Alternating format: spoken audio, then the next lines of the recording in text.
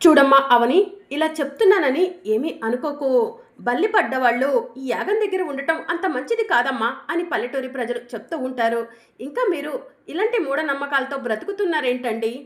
నమ్మకాలు ఉండాలే కానీ మరి ఇంత మూర్ఖంగా కాదు అని అవని చెప్తూ ఉంటుంది. అమ్మా అవని, మీరు సిటీలో ఉంటారు కాబట్టి మీకు ఇలాంటి పట్టింపులు లేవేమో, కానీ మాకు అన్నీ కూడా పట్టింపులే అని పల్లెటూరి ప్రజలు అవనితో చెప్తూ ఉంటారు. అయితే ఇప్పుడేమంటారు అని అవని అడుగుతూ ఉంటుంది. పెద్దిరాజు గారిని ఇక్కడి నుంచి పంపించేయమ్మా, అప్పుడే మంచి జరుగుతుంది అని పల్లెటూరి ప్రజలు చెప్తూ ఉంటారు.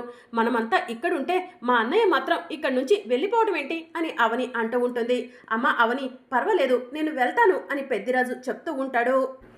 ఆగండి మోయ్య, ఈ సమస్యకు నేను పరిష్కారం చూపిస్తాను. మీరు ఇక్కడి నుంచి వెళ్లాల్సిన అవసరం లేదు అని అక్షయ లోపలికి వెళ్తుంది. అక్షయ ఏం చేస్తుందా అని చెప్పి అందరూ కూడా ఆతృతగా చూస్తూ ఉంటారు. అక్షయ బల్లి ఉన్న ఫోటో తీసుకొచ్చి, ఇది కంచి నుంచి తెప్పించాము, బల్లి పడ్డవాళ్ళు బంగారపు బల్లి ఉన్న ఈ ఫోటోని పట్టుకుంటే దోషం తొలగిపోతుంది. మావయ్య, ఈ ఫోటోని పట్టుకోండి అని అక్షయ అందరి సమక్షంలో పెద్దిరాజు దగ్గరకు వెళ్తుంది. పెద్దిరాజు బల్లి ఫోటోని పట్టుకుంటాడు. ఎటువంటి మృత్యువు మీ దరి చేరకూడదని ఆ శివయ్యకు నమస్కారం చేసుకోండి మోయ అని అక్షయ్ చెప్తూ ఉంటుంది. ఇక పెద్దిరాజు వసంత ఇద్దరు కూడా ఆ శివయ్యకు నమస్కారం చేసుకుంటూ ఉంటారు. ఎంతమందికైనా సరే మా అమ్మరు తల్లి కరెక్ట్గా సమాధానం చెప్తుంది అని పెద్దిరాజు చెప్తూ ఉంటాడు. కరెక్ట్గా చెప్పారు పెద్దిరాజు గారు, అక్షయ చాలా తెలివిగలది, అవనికి మించిన తెలివితేటలు అక్షయ్లో ఉన్నాయి అని చెప్పి మాయా అందరి సమక్షంలో అవనిని అక్షయ్ను పొగుడుతూ ఉంటుంది. ఆ మాటలు విన్న నిహారిక, కృష్ణబాబు ఇద్దరూ కూడా చెవులో గుసగుసలాడుకుంటూ ఉంటారు.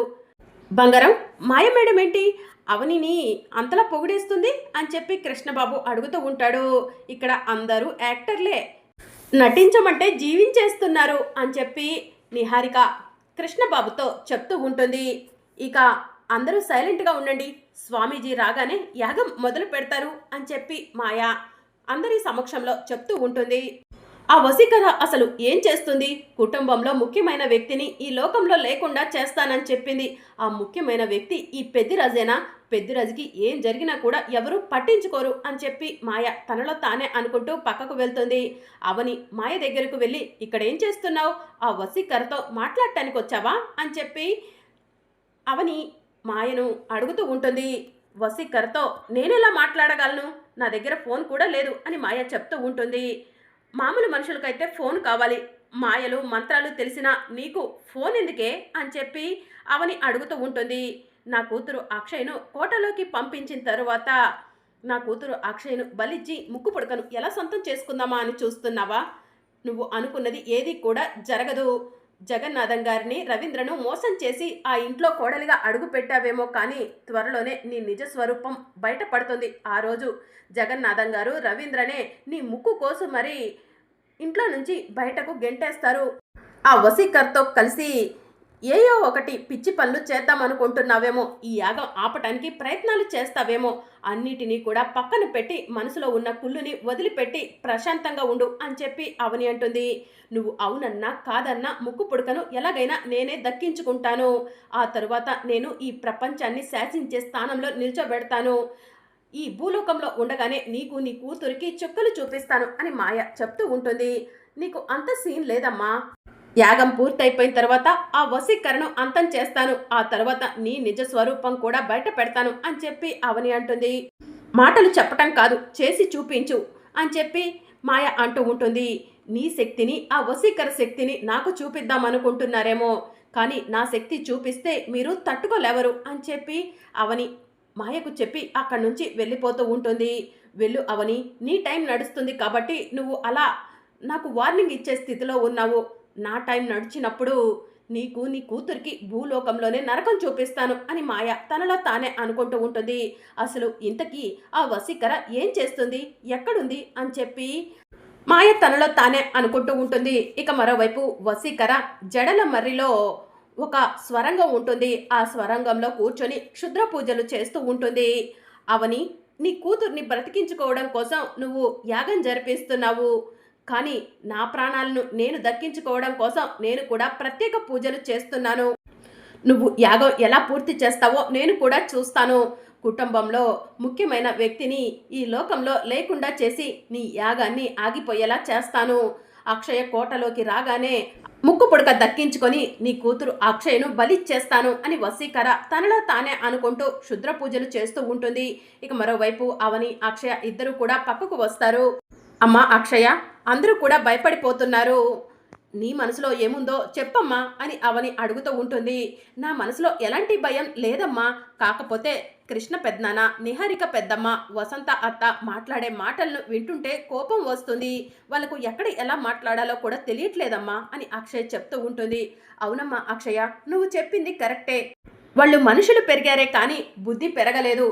మన కుటుంబం వాళ్ళే అందరి ముందు పరువు తీసేస్తున్నారు అని చెప్పి అవని అక్షయ్తో చెప్తూ ఉంటుంది. అది కాదమ్మా అక్షయ, నేను తీసుకున్న నిర్ణయం తప్పని నీకు అనిపిస్తుందా అని అవని అడుగుతూ ఉంటుంది. నువ్వు ఎప్పటికీ తప్పు చేయవమ్మా. నువ్వు వసీకరణను ఊరి నుంచి తరిమేస్తాను, ఊరిని కాపాడుకుంటాను, నా కూతుర్ని కాపాడుకుంటానని ఆ రోజు చెప్పావు. ఇప్పటికీ కూడా అదే చెప్తున్నావు. నీపైన నాకు నమ్మకం ఉందమ్మా. నువ్వు ఏం చేయమన్నా కూడా నేను చేస్తాను. నేను అమ్మవారి హంసతో పుట్టిన కారణ జన్మురాలి, నీ నానమ్మ జాతకంతో పుట్టాను. అలాంటి నాకు భయం ఎందుకమ్మా? నానమ్మ ఆ రోజుల్లో ఈ ఊరిలో కోడలిగా అడుగు పెట్టగానే ఊరిలో ఉన్న కరువు అంతా కూడా వెళ్ళిపోయిందంట. మరి నేను నానమ్మ జాతకంతో పుట్టాను. ఈ ఊరికి ఎంతో కొంత మంచి చేయాలి కదమ్మా అని అక్షయ్ అంటూ ఉంటుంది. చాలా చక్కగా చెప్పావమ్మా. ఇక నాకు ఎలాంటి భయమూ లేదు. నీ మనసులో ఉన్న ఆలోచన తెలుసుకున్నాను అని చెప్పి అవని అంటుంది. ఇప్పుడు ఏం చెయ్యాలమ్మా మనం అని అక్షయ అడుగుతూ ఉంటుంది. అమ్మవారికి నైవేద్యం తయారు చేయాలి. నీ చేతుల మీదే అమ్మవారికి నైవేద్యం చేపిస్తాను, రామ్మ అక్షయ అని అవని అక్షయ్ను తీసుకొని ప్రసాదం తయారు చేసే దగ్గరకు వెళ్ళి అక్షయ్ చేతుల మీద ప్రసాదం తయారు చేపిస్తూ ఉంటుంది. అప్పుడే స్వామీజీ వేదవతి ఇంటికి వస్తారు. నమస్కారం స్వామీజీ అని పల్లెటూరి ప్రజలు, వేదవతి, ప్రసాదరావు అందరూ కూడా చెప్తూ ఉంటారు. నమస్కారం, అన్ని ఏర్పాట్లు చేశారా అని స్వామీజీ అడుగుతూ ఉంటారు. ఏర్పాట్లన్నీ పూర్తయిపోయాయి స్వామీజీ, మీకోసమే ఎదురు చూస్తున్నాం అని చెప్పి ప్రసాదరావు చెప్తూ ఉంటాడు. అవని అక్షయలు ఎక్కడమ్మా అని చెప్పి స్వామీజీ అడుగుతూ ఉంటారు. స్వామీజీ ప్రసాదం తయారు చేయడానికి వెళ్ళారు అని శ్రీకర్ చెప్తూ ఉంటాడు. ఇక అప్పుడే ప్రసాదం తీసుకొని అవని అక్షయలు వస్తారు. ప్రసాదాన్ని అమ్మవారి ముందు నైవేద్యంగా పెట్టండమ్మా అని స్వామీజీ చెప్తూ ఉంటారు. ఇక స్వామీజీ చెప్పిన విధంగా ప్రసాదాన్ని అమ్మవారి ముందు నైవేద్యంగా పెడుతూ ఉంటారు. మీ ఇరువురు దంపతులు వచ్చి ఇలా కూర్చోండమ్మా అని స్వామీజీ చెప్తూ ఉంటారు. ఇక దాంతో అవని, శ్రీకర్, అక్షయ ముగ్గురు కూడా శివలింగం దగ్గర కూర్చొని ఉంటారు. ఇక్కడ యాగం మొదలవుతుంది. ఆ వసీకర్ ఏంటి ఏమీ చెయ్యట్లేదు అని చెప్పి మాయ ఆలోచిస్తూ ఉంటుంది. ఇక్కడ మీ అందరికీ ఒక ముఖ్యమైన విషయం చెప్పాలనుకుంటున్నాను, అందరూ శ్రద్ధగా వినండి అని స్వామీజీ చెప్తూ ఉంటారు. ఈ ఊరికి పట్టిన దుష్టశక్తి వసీకర్ను తరమటం కోసం అవని చాలా పెద్ద త్యాగమే చేస్తుంది. ఏ తల్లి కూడా తన కూతుర్ని కోటలోకి పంపించడానికి ఒప్పుకోదు. కానీ అవని తన కూతుర్ని కోటలోకి పంపించడానికి ఒప్పుకుంది. అవని చేసే ఈ యాగం వల్ల దుష్టశక్తి ఖచ్చితంగా ఈ ఊరు నుంచి వెళ్ళిపోతుంది. వేదవతి గారి జాతకంతో పుట్టిన మనవరాలు అక్షయ ఆ వసీకరణను ఊరి నుంచి తరిమేస్తుంది అని చెప్పి స్వామీజీ చెప్తూ ఉంటారు. అమ్మ అవని, నువ్వు చేస్తున్న త్యాగం చరిత్రలో నిలిచిపోతుంది. నీ పేరు చరిత్రలో రాసి పెట్టొచ్చమ్మా అని చెప్పి స్వామీజీ చెప్తూ ఉంటారు. ఇంకా చెప్పాల్సిన విషయం అక్షయ్ గురించి. అక్షయ చాలా తెలివిగలది. వేదవతి గారి జాతకంతో పుట్టిన అక్షయ్కు అసలు భయం అనేదే లేదు. తల్లి అడుగు జాడల్లో నడుస్తూ ఉంటుంది. ఊరిని కాపాడటం కోసం తల్లి ఏది చెప్పినా కూడా చేయటానికి సిద్ధంగా ఉంది. అలాంటి అక్షయ, అవనిలు నిజంగా గొప్పవాళ్ళు. మీరంతా అవని అక్షయలకు చప్పట్లు కొట్టండి అని స్వామీజీ చెప్తూ ఉంటారు. అందరూ కూడా అవని అక్షయ్కు క్లాప్స్ కొడుతూ ఉంటారు. ఆ సమయంలో నిహారిక, కృష్ణబాబు, వసంత అలానే చూస్తూ ఉంటారు. ఏమైంది, మీ చేతులు పడిపోయాయా? అవని అక్షయ్లకు క్లాప్స్ కొట్టలేకపోతున్నారా అని పెద్దిరాజు అంటూ ఉంటాడు. అవని అంటే మనం అంటే అవని, మనలో మనకి ఇలాంటి ఫార్మాలిటీస్ ఎందుకు బావా అని కృష్ణబాబు అంటూ ఉంటాడు. కుటుంబ సభ్యులందరూ కలిసి, ఊరి వాళ్ళందరూ కలిసి అవని అక్షయ్లకు క్లాప్స్ కొట్టండి అని స్వామీజీ చెప్తూ ఉంటారు.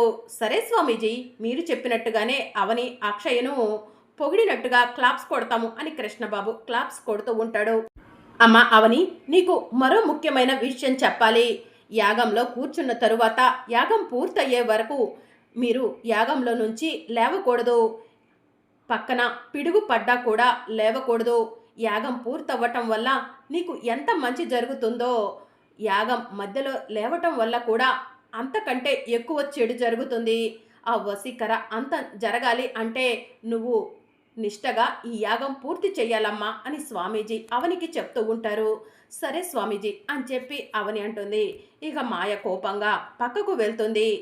స్వామీజీ, అమ్మా అవని, నువ్వు నీ కూతురికి బొట్టు పెట్టి నీ భర్తకు కూడా బొట్టు పెట్టి ఇక పూజ మొదలు పెడదాం అని స్వామీజీ చెప్తూ ఉంటే అవని శ్రీకర అక్షయలకు బొట్టు పెడుతూ ఉంటుంది. ఇక అందరి సమక్షంలో యాగం మొదలవుతుంది. ఇక మాయ పక్కకు వెళ్ళి ఈ వశీకర ఏం చేస్తుంది అని తనలో తానే అనుకొని తన మంత్రశక్తితో వశీకరను చూస్తూ ఉంటుంది. ఏంటి మాయా అని వశీకర అడుగుతూ ఉంటుంది. ఎక్కడున్నావు నువ్వు అని చెప్పి మాయ అడుగుతూ ఉంటుంది. నేను ఊరి చివరన ఉన్న జడల మర్రి దగ్గర ఉన్నాను అని చెప్పి వశీకర చెప్తూ ఉంటుంది. ఇంతకీ యాగం మొదలైందా మాయా అని వశీకర అడుగుతూ ఉంటుంది. 5 నిమిషాలైంది, నువ్వు చేస్తానన్న పనిని ఇంతవరకు చెయ్యలేదు. అవును, నీ పక్కన ఉన్న ఆ ఖడ్గం ఏంటి అని చెప్పి మాయ అడుగుతూ ఉంటుంది. అది ఒక ప్రత్యేకమైన ఖడ్గము. ఆ ఖడ్గంతోనే అవనిని అక్షయ్ను అంతం చెయ్యబోతున్నాను అని చెప్పి వశీకర చెప్తూ ఉంటుంది. వశీకర, నువ్వు కుటుంబంలో ముఖ్యమైన వ్యక్తిని చంపేస్తానన్నావు. అక్కడ చూస్తేనేమో ఎటువంటి అపశకనం జరగలేదు. కేవలం ఆ పెద్దిరాజుపై బల్లి పడటం మాత్రమే ఒక అపశకనంగా కనిపించింది. నువ్వు కుటుంబంలో ముఖ్యమైన వాళ్ళని చంపేస్తావు అన్నావు. ఆ ముఖ్యమైన వ్యక్తి ఆ పెద్దిరాజా? ఆ పెద్దిరాజు అయితే కనుక ఆ ఇంట్లో ఒక పనికిరాని వస్తువు లాంటి వాడు. నువ్వు ఆ పెద్దిరాజుని చంపినా కూడా ఎలాంటి ఉపయోగం ఉండదు అని మాయ వశీకరతో చెప్తూ ఉంటుంది. వశీకర ఆలోచిస్తూ ఉంటుంది. మరి అప్కమింగ్ ఎపిసోడ్లో ఏం జరగనుందో తెలుసుకోవాలనుకుంటున్నారా? అయితే ఛానల్ను సబ్స్క్రైబ్ చేసుకొని సపోర్ట్ చేయడం మర్చిపోకండి. Thank you for watching.